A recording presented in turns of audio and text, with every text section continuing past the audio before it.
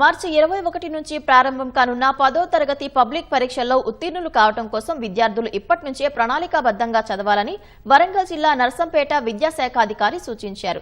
నర్సంపేటలో ETV ఈనాడు ఆధ్వర్యంలో విద్యార్థులకు 10వ తరగతి పరీక్షల సన్నద్ధతపై అవగాహన కార్యక్రమం నిర్వహించారు. విద్యార్థులు కష్టమైన సబ్జెక్టులకు ఎక్కువ సమయం కేటాయించి పరీక్షలకు సన్నద్ధం కావాలని మానసిక నిపుణులు భరత్ కుమార్ సూచించారు.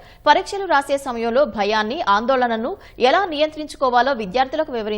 ఈ అవగాహన కార్యక్రమం వల్ల పరీక్షలంటే ఇదివరకు ఉన్న భయం పోయిందని విద్యార్థులు తెలిపారు. అధ్యాపకుల సూచనలను పాటిస్తూ పరీక్షల్లో మంచి మార్కులు సాధిస్తామని ఆశాభావం వ్యక్తం చేశారు. నిర్వహించినటువంటి అవగాహన సదస్సు ద్వారా మా విద్యార్థులు చాలా ముఖ్యమైనటువంటి అంశాలు తెలుసుకోవడం జరిగింది. మరి మా పిల్లలందరూ కూడా 100% ఫలితాలు సాధించడం కోసం ప్రతి సబ్జెక్టు లోపల ప్రతిరోజు కానీ లేదా వారంలో 2 సార్లు కానీ స్లిప్ టెస్ట్ నిర్వహించి మాకు 100% ఫలితాలు సాధించేటువంటి విధంగా ఈ సంవత్సరం ప్రణాళికను ఏర్పాటు చేసుకున్నామండి. 10th క్లాస్ పరీక్షల గురించి అవగాహన కలిగించాలి.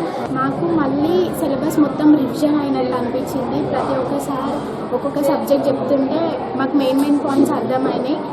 ఫ్రెష్ మైండ్తో కొంచెం టెన్షన్ పోతుంది. భయపడకుండా కూర్చొని మనకు వచ్చింది టకటక రాస్తాం ఎగ్జామ్లో. ఫర్ ఎగ్జామ్స్ ముందు చాలా టెన్షన్ అవుతుంది, మనం ఎట్లా రాస్తామో ఏమో అని.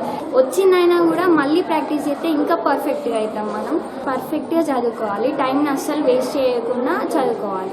ఎగ్జామ్స్ రాసేటప్పుడు అందరికీ భయం చాలా సహజంగా అనిపిస్తుంది. సార్ వాళ్ళు చెప్పింది ఏంటంటే ఈ 30 డేస్లో మనం పర్ఫెక్ట్గా చదివితే 10/10 కొట్టేసే అవకాశం కూడా ఉంటుంది.